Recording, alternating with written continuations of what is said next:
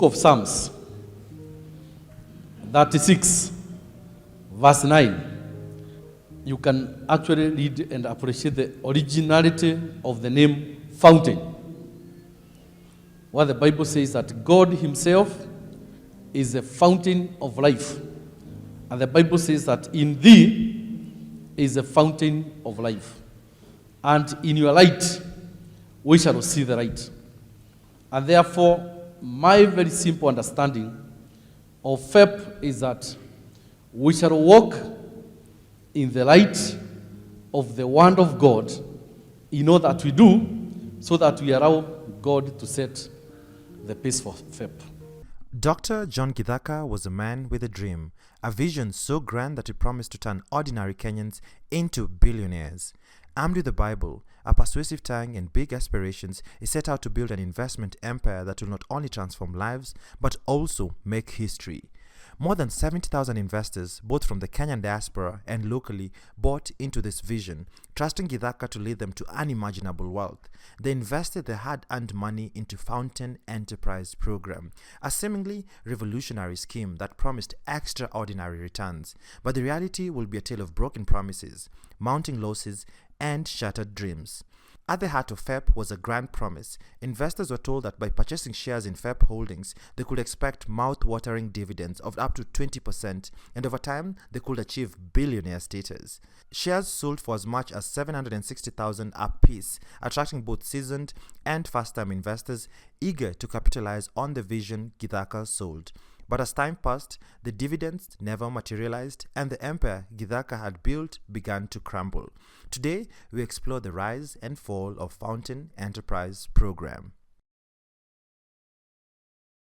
Welcome to the Business Graveyard, where we tell stories of brands and businesses that have gone under or are struggling in order to gain insights and lessons so that history may not repeat itself in your entrepreneurship undertaking.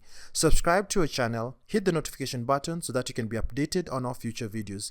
Also, don't forget to share your views and feedback through liking and commenting on this video. Before diving deeper into today's episode, let me tell you about two books that can help you glean invaluable business lessons: Business Conquest and Food for Thought, both of which are available at Textbook Center and Nuria online stores. Business Conquest, with a foreword by the late Chris Kirubi, walks you through navigating the entrepreneurial journey with inspiring stories and business insights. Whether you're running a startup, thinking of launching a side hustle, or managing a mature business, this book is for you. On the other hand, Food for Thought is your daily companion for reflection, filled with thoughts that inspire and trigger you towards success in life and business. For a signed copy, feel free to reach out to me via my WhatsApp 0720-977-569 or visit any Textbook Center branch or Nuria bookstore for worldwide shipping. The seeds of Fountain Enterprise Program were planted in Kithaka's mind while he was still a university student. Studying architecture at the time, Kithaka's ambition extended far beyond his chosen profession. He was determined to become a billionaire, and the path to achieving this dream became clear: investing. But he didn't want to walk this journey alone. He believed that by pooling resources and harnessing the power of numbers, he could turn this dream into a reality, not just for himself, but for thousands of others. Together with a group of friends, Kithaka set up a society in the 2000s, raising millions of shillings to invest in different industries. The society, initially small, grew quickly as Kithaka realized the limitations of keeping it within his circle.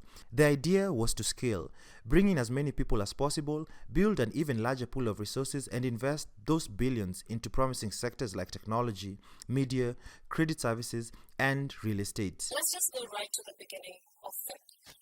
What were your first days like? Why and how did you start? FEP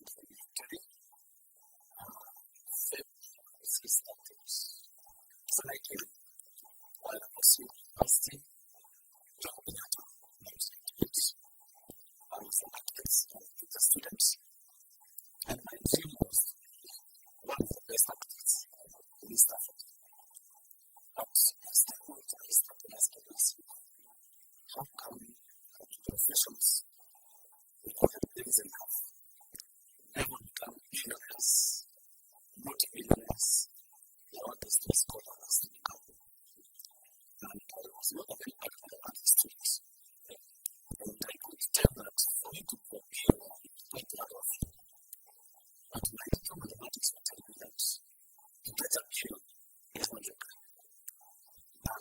say that I'm not telling you, they're going to save 1,000 shillings, Kenya shillings, every day, last week, including Saturdays and Sundays, and repeat that process for 100 years.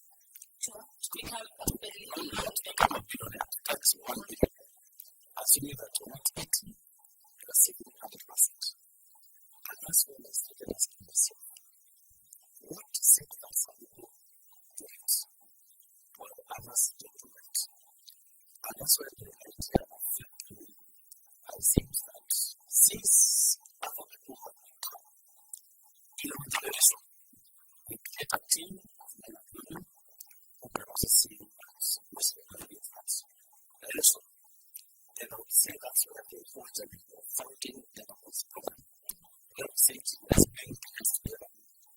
We can bring as much as you're going to school. Let's focus on getting it right in business. FEP branches sprang up across Kenya with the goal of attracting thousands of members to the society. In what became a key recruitment strategy, FEP targeted Christians, framing their mission in spiritual terms that resonated with the faithful. To join the society was just not a financial decision, but a moral and religious duty.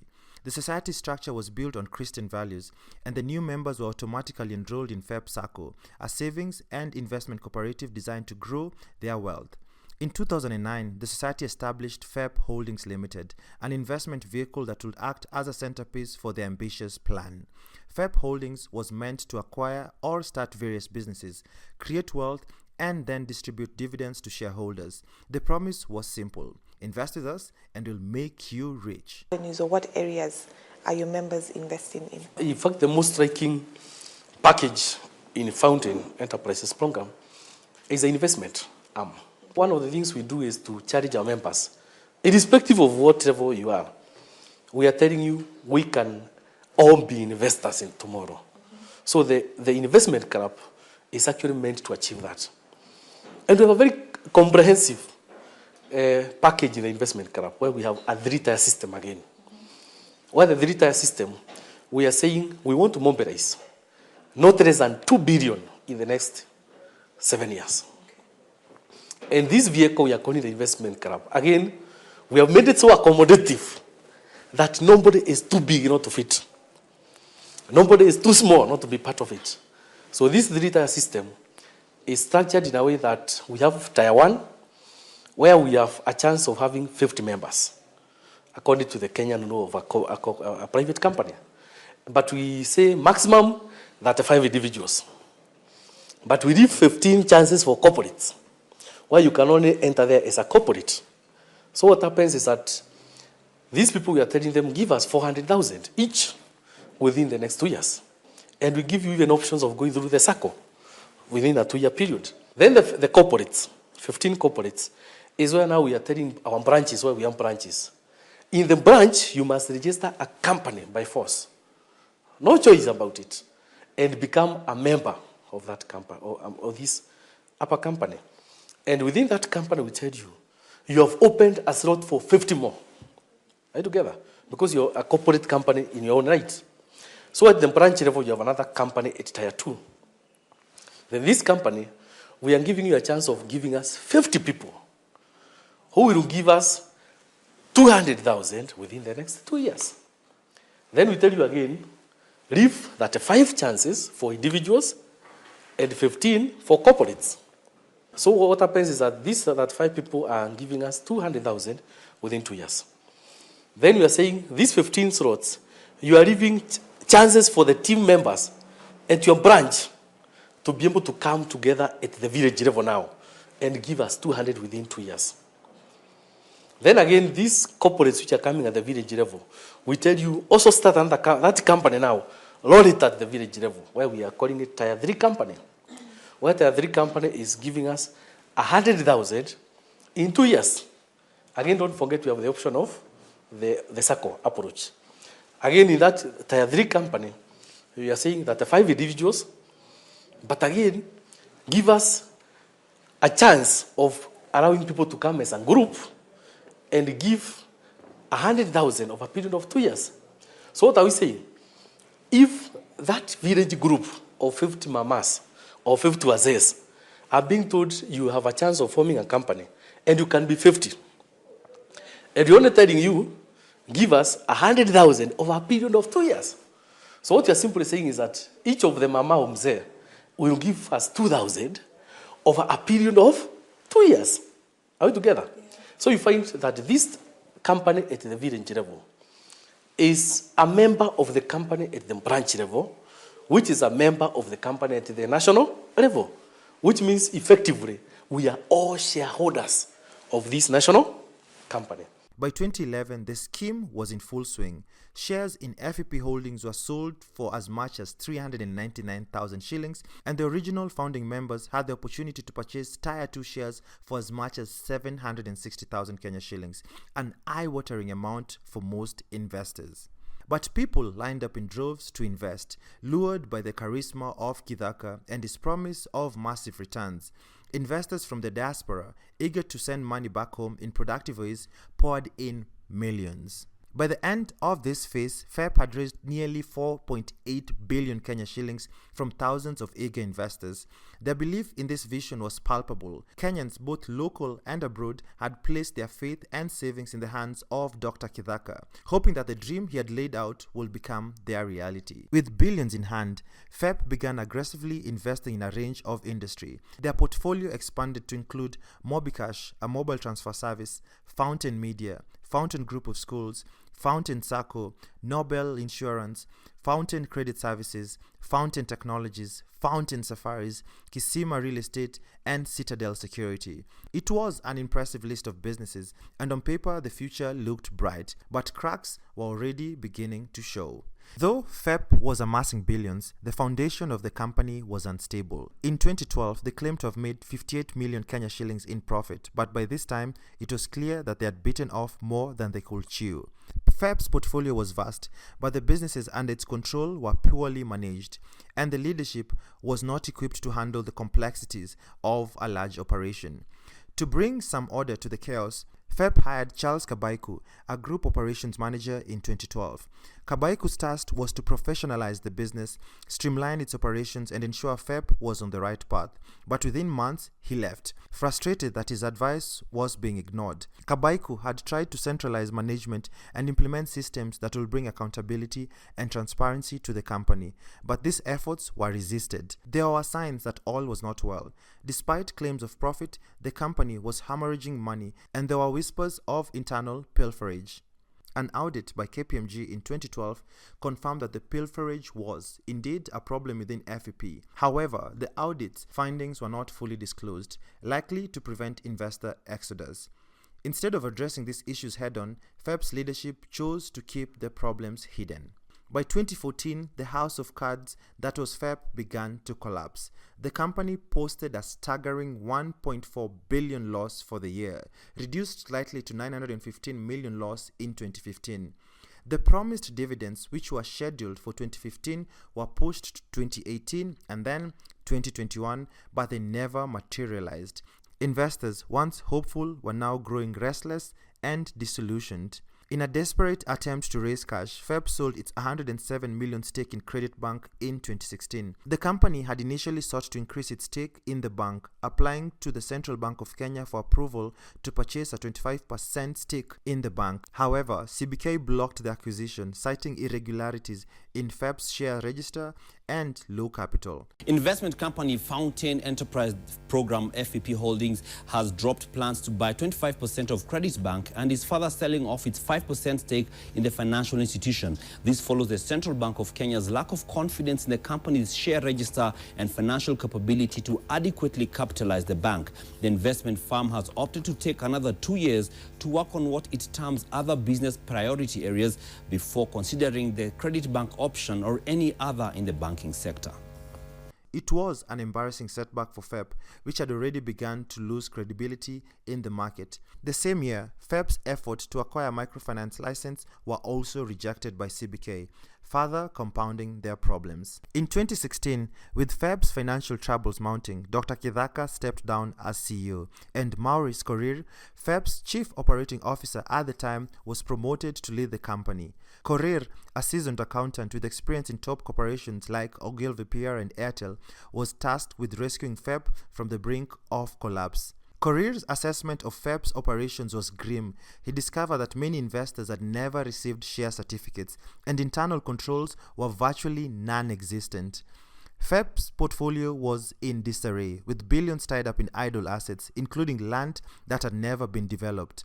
To cut the losses and stabilize the business, Korir fired nearly all the company's managers and 175 employees. Dr. Kithaka was placed on sabbatical, retreating to the position of director as the company needed new leadership to clean up the mess.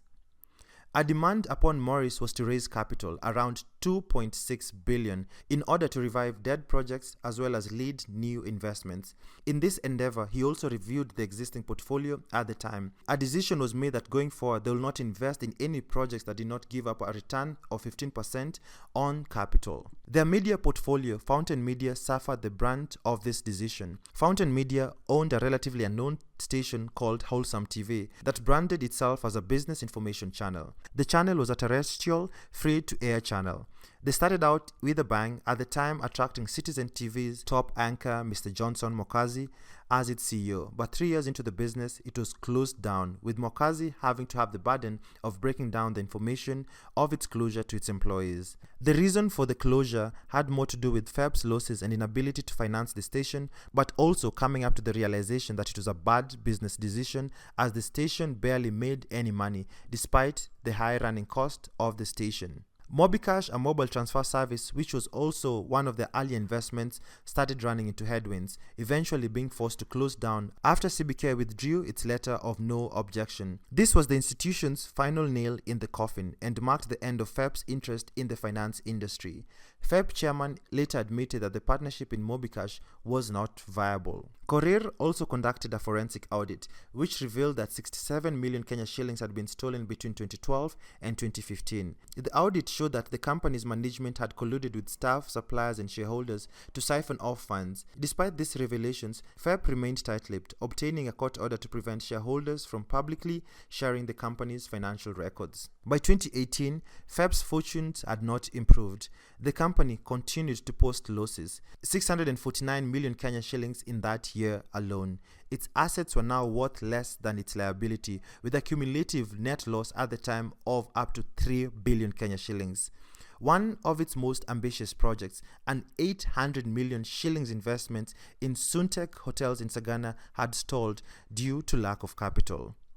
In a final bid to turn things around, Dr. Kithaka returned to the CEO position in 2018, launching a new strategy called FEP Mpya.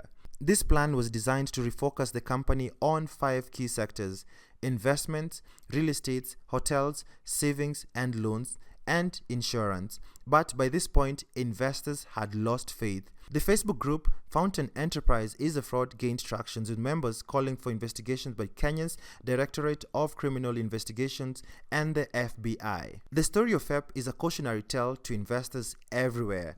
At its peak, FEP had over 74,000 members, with more than 200 members in the society and over 15,000 members in its circle. Yet despite these impressive numbers, the company ultimately failed to deliver on its promises. So what lessons can we learn from FEP's downfall? 1. Unrealistic promises. FEP's ambitious returns were not achievable given the complexity and the risk of the industries they invested in. 2. Overexpansion. The rapid expansion into too many sectors without adequate expertise or infrastructure needed stretched FEP thin. From real estate to mobile money services, education and hospitality, FEP's reach far exceeded its grasp. The leadership underestimated the complexity of running so many diverse businesses simultaneously, leading to inefficiency and poor performance. 3. Lack of professional management. Despite raising billions from investors, FEP was not managed by professionals with requisite experience in running large-scale investment operations.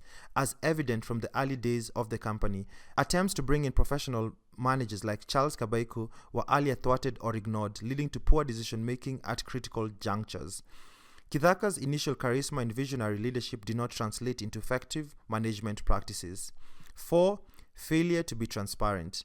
FEP's leadership frequently withheld critical financial information from its investors, including the results of the audit and the true state of its losses. This lack of transparency bred mistrust and ultimately alienated the very people who had believed in the company's mission. Investors should be wary of any company that refuses to provide clear, accurate financial statements. 5. Over-reliance on charismatic leadership. While Dr. Kithaka's ability to inspire was remarkable, FEP's reliance on his personality and his religious appeals was a double-edged sword. Many investors were attracted to the scheme because Kithaka's strong personal appeal and his use of religious language to frame FEP as a mission-driven enterprise. However, as soon as the cracks started showing, this trust eroded, leaving investors to question both the integrity and the overall mission of the company. 6. Inadequate regulation and oversight. FEP's story also highlights the need for stronger regulatory oversight by the financial and investment sectors. The fact that the Central Bank of Kenya blocked FEP's microfinance license and its stake increase in Credit Bank suggests that there were regulatory red flags and perhaps should have been raised earlier. More proactive scrutiny should have saved thousands of investors from massive losses. 7. Unaddressed internal corruption. The revelation that over 67 million had been stolen between 2012 and 2015, largely through collusion between staff, shareholders, and suppliers, points to deeper issues within the company's culture. This internal corruption crippled FEP's inability to turn things around when they needed it most, and the company's failure to act decisively when this issue first arose only compounded its problems. For thousands of Kenyans who invested in FEP, the collapse was a financial disaster. Many had put their life savings into the scheme, trusting Kithaka's vision and the promise of high returns. For diaspora investors, particularly, the story of FEP was deeply painful. They had hoped to contribute to Kenya's development while also securing their financial futures, only to see both dreams vanish. Some investors took their frustrations organizing online and pushing for legal action. Facebook groups such as Fountain Enterprises a Fraud became a rallying point for those seeking accountability and justice.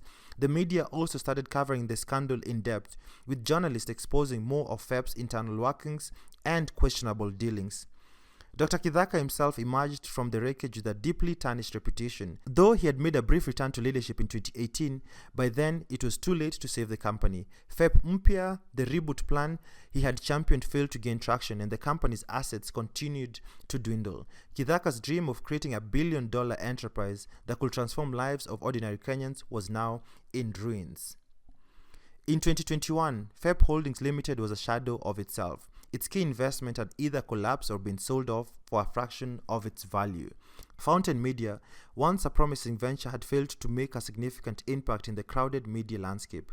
Suntec Hotels, the Sagana-based hotel development, never saw the light of day. Kisima Real Estate, another of FEP's crown jewels, had stalled indefinitely. The Sacco and Holdings Company, which had once boasted over 70,000 members, was now embroiled in lawsuits and dispute as members fought to recover their money. FEP's credibility was shattered, and the trust that Kithaka had so carefully cultivated was now irreparably broken. The last seen communication by FEP was in 2023, when a notice for a special general meeting was called upon for the company's name change. The dream of becoming billionaires or even moderately wealthy through FEP had evaporated. The story of FEP holds many valuable lessons for future investors and entrepreneurs. At its core, FEP was a scheme that combined religious fervor with promises of extraordinary wealth. Two factors that, when paired, can blind people to the reality of financial risk. While not every investment opportunity will turn out to be a scam or a failure, there were warning signs that investors should watch out for. 1. Too good to be true. Be cautious of investment opportunities that promise unreasonably high returns. If a company guarantees a significant profit with little risk, it's important to ask tough questions about how those returns will be achieved. 2. Lack of transparency. Always ensure that the companies you invest in provide regular, clear, and detailed financial reports. If an organization is unwilling or unable to provide these documents, it's a red flag. 3. Charismatic leadership. While strong charismatic leaders can inspire and motivate, it's important to separate the individual from the business model. No matter how compelling the leader's vision may be, the fundamentals of the company should be solid and verifiable. 4. Diversification of investment. Putting all your eggs in one basket is always risky. FEP investors were encouraged to invest significant sums into a single entity. Had they diversified, the losses, while still painful, might have been mitigated. 5. Regulatory oversight. Before investing, it's important to research how well regulated the company or investment scheme is.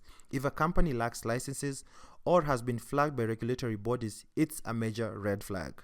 6. Audits and accountabilities. Companies should be subjected to regular audits by reputable third parties. Investors should demand transparency and accountability, especially in organizations managing large sums of public funds. The rise and fall of Fountain Enterprise Program is a stark reminder of the dangers of unchecked ambition and the lure of quick wealth. What began as a dream to uplift communities and build an empire that would stand the test of time ended in financial ruin for thousands of Kenyans. At the center of it all was a man whose vision, while grand, was ultimately unsustainable. Dr. John Kithaka's story is not just one of personal failure, but of the collective collapse of trust, governance, and sound business practices. For future investors, the cautionary tale of FEP serves as a powerful reminder to always do your due diligence, ask the tough questions, and never invest more than they are willing to lose. In the end, no matter how persuasive the promise, the reality of business is always far more complex than the grand vision might suggest. Thank you so much for having watched The Business Graveyard. Please remember to subscribe to this particular channel, like, and share your comments and views. Until next time, I'll see you right here on the End Network.